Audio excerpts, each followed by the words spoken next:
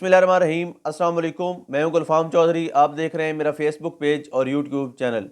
آج کی ویڈیو میں ہم بات کریں گے first of all social media پر ایک نئی جنگ چھڑ چکی ہے۔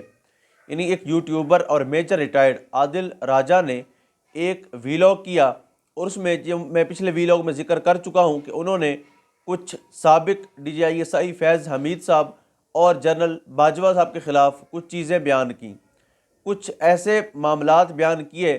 انہوں نے یہ واضح کیا کہ یہ آڈیو ویڈیو کا دھندا کب سے شروع ہوا، کس نے شروع کیا، کس کے کہنے پر کس کو بلیک میل کیا جاتا تھا اور کن کو اعلی کار بنایا گیا، اور اس آڈیو ویڈیوز کے جھنجھڑ میں ڈال کر ایکسپوز کرنا اور بلیک میل کرنا اور فلاں فلاں، یہ کہاں سے شروع ہوا، اس دھندے میں کون کون ملوث تھا۔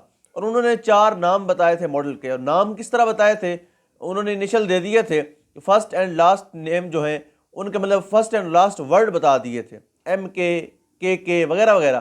تو اس میں ان کا مقابلہ، یعنی دیکھیں اگر انہوں نے کسی کا نام نہیں لیا، لیکن کبرا خان جو ماڈل ہیں، ایکٹر ہیں، انہوں نے خود ہی یہ کل ایک پیغام دیا۔ انہوں نے کہا کہ میں عادل راجہ پر کیس کروں گی اور ہرجانے کا نوٹس بھیجوں گی، اور میں امریکن سٹیزن بھی ہوں۔ جس کے جواب میں راجہ صاحب نے کہا بی بی دیکھیں، آپ نے تو 3 دن کا ٹائم دیا ہے کہ 3 دن میں مجھے جواب دیں، ورنہ میرے لائر آپ پر کیس کریں گے۔ انہوں نے کہا موسٹ ویلکم، آپ آئیں، پہلے تو آپ یہ ثابت کریں کہ میں نے آپ کا نام کہاں پر لیا۔ اور آپ نے کسی ویڈیو کا ذکر بھی کیا کہ بلیک میلنگ ویڈیو موجود ہے، تو بی بی میں نے کسی ویڈیو کا کوئی ذکر نہیں کیا، اور میرے لائر آلریڈی تیار بیٹھے ہیں، ان سے میں نے بات کر لی ہے۔ اگر آپ کیس نہیں کریں گی تو میں کروں گا آپ پر کیس، کیونکہ میں نے کسی کا بھی نام نہیں لیا جو انیشل بتائے ہیں۔ ان کے اس میں سے کئی نام بن سکتے ہیں، کئی 100 بن سکتے ہیں، کئی 1000 نام بنتے ہیں ایسے ماڈلز کے۔ اور جو سوشل میڈیا پر ایک مہم چلائی جا رہی ہے، جسٹ جو 4 ایکٹرز کو نامینیٹ کر کے ان کے خلاف ایک منظم پراپوگنڈا کیا جا رہا ہے، اور وہ سراسر فیک۔ اور عادل راجہ صاحب نے بھی اس کی تردید کی کہ میں کسی حوالے سے بھی اس کو کنڈیم نہیں کرتا، ان میں سے کسی کا نام نہیں لیتا، یہ محض پراپوگنڈا ہے، اور میرے خلاف ان کو مس یوز کیا جانا ہے۔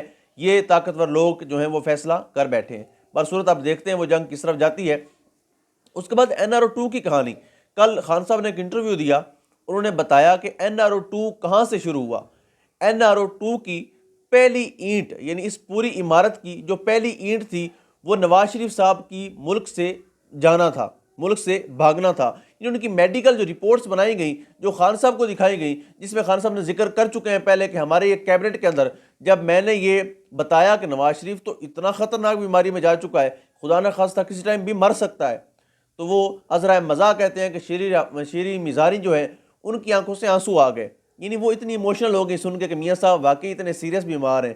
وہ بیمار جیسے ہی طیارے میں بیٹھتا ہے بالکل سیٹ ہو جاتا ہے، وہاں پیزا برگر سب کچھ چلتا ہے۔ یعنی وہاں پر جانے سے جو بیماریاں ہیں وہ شفا یابی میں بدل جاتی ہیں، اور جو سیاسی ایکٹیویٹیز ہیں وہ بحال ہو جاتی ہیں۔ لیکن جب اپنے ملک میں رہنے کی بات آئے، جب اپنی چوریوں چکاریوں پر سزا کی بات آئے، جب پوچھ گچھ ہو، جب انویسٹیگیشن ہو رہی ہوں، جب یہ چیزیں آتی ہیں، انویسٹیگیشن آتی ہے، تو یہ بیمار ہو جاتے ہیں، سزا کا اعلان ہوتا ہے، یہ بیمار ہو جاتے ہیں۔ اور جیسے ہی ان کو بڑوں کی طرف سے پیغام ملتا ہے کہ ہم اقتدار آپ کے حوالے کرنے لگے ہیں، تو یہ دوبارہ سے عذرائے صحت ہو جاتے ہیں، اور دوبارہ سے بالکل فٹ ہو کے بیٹھ جاتے ہیں اور تیار ہو جاتے ہیں اس ملک میں اقتدار سنبھالنے کے لیے۔ نہیں، آپ دیکھیں کہ اسحاق ڈار صاحب مسلسل بیمار بتائے جا رہے تھے، مسلسل بتایا جا رہا تھا کہ ان کی طبیعت ٹھیک ہو ہی نہیں رہی۔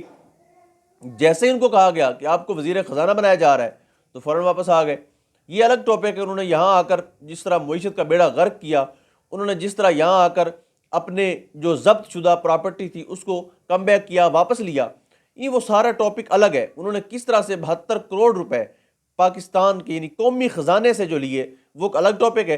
ایک ایک داستان، خدا کی قسم، اس ملک اور قوم کے ساتھ اتنا خطرناک یہ کھلواڑ کرتے ہیں، اس قوم کے ساتھ اتنے بڑے مذاق کرتے ہیں یہ لوگ کہ شرم بھی شرما جاتی ہے۔ یعنی خوف کو بھی خوف آنے لگتا ہے ان درندوں کے سامنے۔ یعنی کس طرح انہوں نے اس دھرتی ماں کو برباد کیا، لوٹا، اور دوبارہ سے آ کر یعنی لانے والے دوبارہ ان کو اقتدار میں بٹھا دیتے ہیں، دوبارہ ان کو گود لے لیتے ہیں۔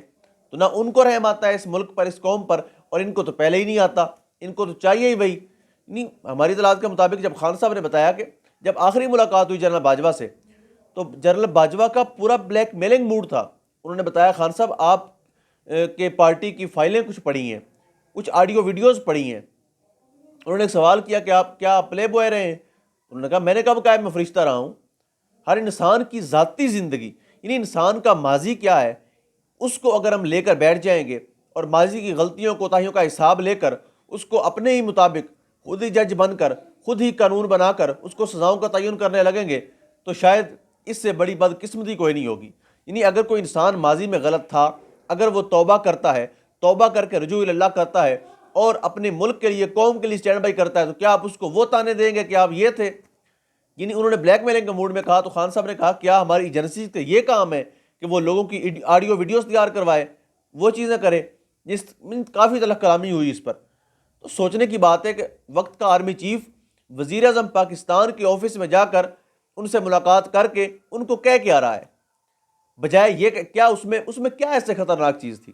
یعنی کسی کی ذاتی زندگی کو اگر آپ نے کیچ کر لیا ہے اور بلیک میلنگ کے لیے رکھ لیا ہے تو کیا آپ کے پاس وزیر اعظم سے ملاقات میں صرف یہی چیزیں بچی تھی ڈسکس کرنے کے لیے کہ آپ ان سے یہ پوچھیں کہ آپ پلے بوائے تھے, آپ ان سے یہ پوچھیں کہ آپ کے پارٹی کی فائلیں اور آڈیو ویڈیوز ہمارے پاس آ گئی ہیں. یعنی بلیک میلنگ یہ دھندا عمران خان کے مطابق یہ دھندا جنرل باجوہ صاحب کے دور سے شروع ہوا اور ان کے حکم پر شروع ہوا. تب سنتا جائے شرماتا جائے. یعنی کون کون سا واقعہ ہم آپ کے سامنے بیان کریں, کون کون سی بات اپنی پبلک کو بتائیں, کون کون سے کالے کرتوتوں سے ہم پردے اٹھائیں. اللہ پاک وطن عزیز کا حامی و ناصر ہو. پاکستان زندہ باد.